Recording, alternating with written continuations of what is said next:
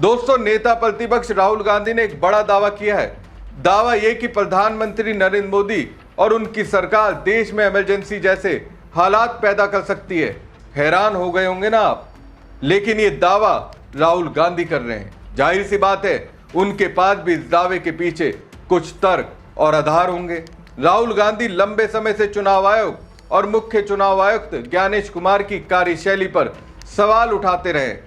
वो लगातार कहते रहे कि चुनाव आयोग की निष्पक्षता पर गंभीर सवाल खड़े हो रहे हैं।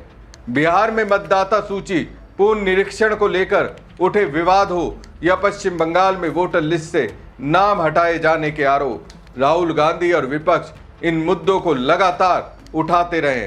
राहुल गांधी का आरोप है कि जिस तरह संवैधानिक संस्थाओं पर दबाव बढ़ता दिखाई दे रहा है, उससे लोकतांत्रिक व्यवस्था कमजोर हो रही है।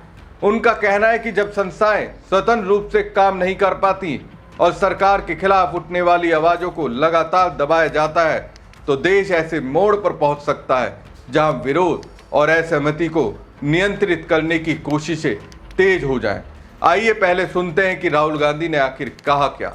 आर्थिक सुनामी आ रही है, भयंकर आर्थिक सुनामी अब आ रही है। उसका कारण है कि हिंदुस्तान का जो प्रोटेक्शन का सिस्टम था, जो इंटरनेशनल इकोनॉमी से एक प्रकार से शॉक अब्जॉर्बर था, उसको बीजेपी ने हटा दिया है। तो एक तरफ से भयंकर आर्थिक सुनामी आ रही है, प्राइसेस बढ़ रही हैं, और ये अभी शुरुआत देखी आपने। ऐसी इकोनॉमिक क्राइसिस आएगी हिंदुस्तान में जो आपने अपने लाइफ में नहीं देखी होगी। ये हो रहा है, इसको अब कोई रोक नहीं सकता है। दूसरी तरफ क्या हो रहा है, हिंदुस्तान के अंदर, सिस्टम के अंदर इंस्टीट्यूशनल रिवोल्ट हो रहा है। तो आप सोचती हैं कि इलेक्शन कमीशन फुली कंट्रोल्ड है।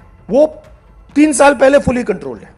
चीफ इलेक्शन कमिश्नर के मैसेजेस मेरे पास आ रहे हैं। Head of intelligence system, senior judiciary, सारों के सारे रिवोल्ट कर रहे हैं, इंफॉर्मेशन दे रहे हैं हमें। तो जो कंट्रोल का सिस्टम था एक तरफ से, वो कोलैप्स कर रहा है।